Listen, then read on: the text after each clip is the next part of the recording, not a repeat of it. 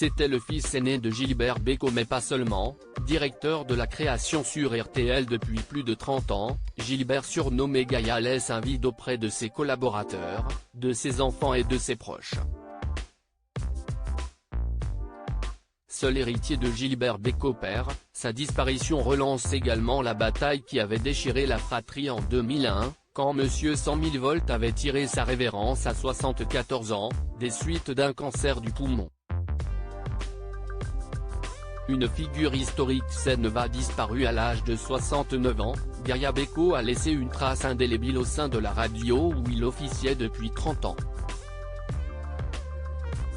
Laurent Marsic, journaliste à l'antenne de RTL lui a rendu hommage sur son compte Twitter ce matin. Directeur de la création à RTL pendant plus de 30 ans, Gaïa Bécaud nous a quittés, a-t-il tweeté, fils aîné du grand Gilbert Bécaud. Gaïa avait 69 ans, on lui doit des centaines de jingles et habillages antenne. Il a aussi accompagné les premiers pas de Laurent Gérard sur RTL. De même, et par le même canal, l'ensemble des collaborateurs de la radio a tenu à exprimer son soutien à la famille et aux proches de cette figure historique, lequel aura laissé son empreinte sur l'audiovisuel français.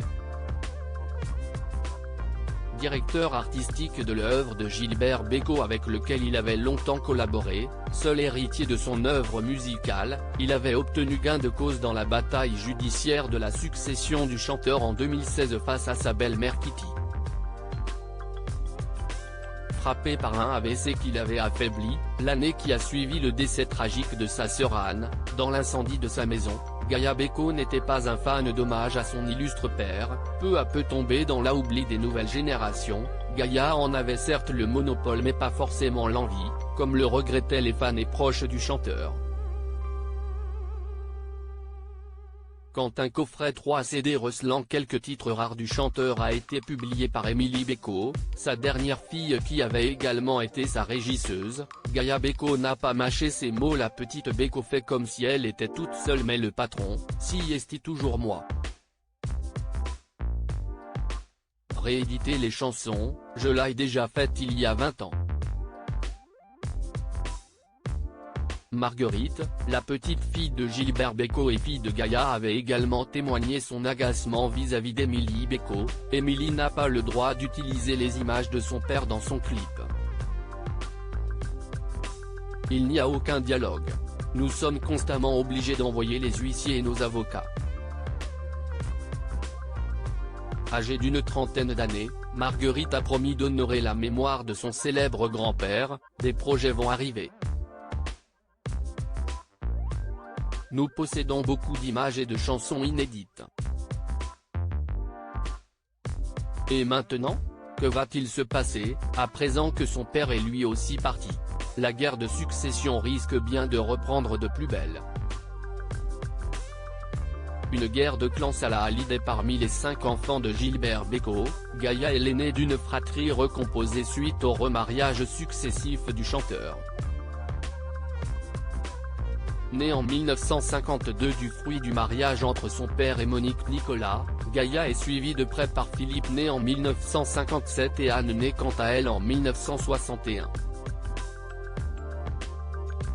En 1978, Gilbert connaît Jeannette Woolacott avec laquelle il a un enfant prénommé Jennifer. Jennifer née en 1968 avant d'accueillir Émilie née en 1972 née de son mariage avec Kitty, sa dernière épouse.